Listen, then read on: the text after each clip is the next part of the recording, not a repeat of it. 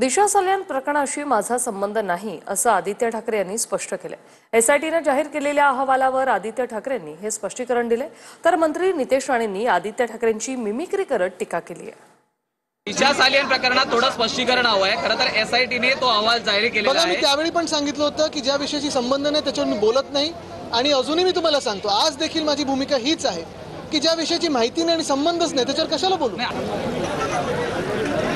आलो आलो का आलो आलो का त्याच्यातला एक जो अधिकारी आहे तो त्या सगळ्या विषयामध्ये साथीदार आहे। दिशा सालियन केसमध्ये, तिच्या मर्डरमध्ये दिशा सालियनचे वडील याबद्दल त्यांनीही ॲफिडेव्हिट, काउंटर ॲफिडेव्हिट दिलेला आहे।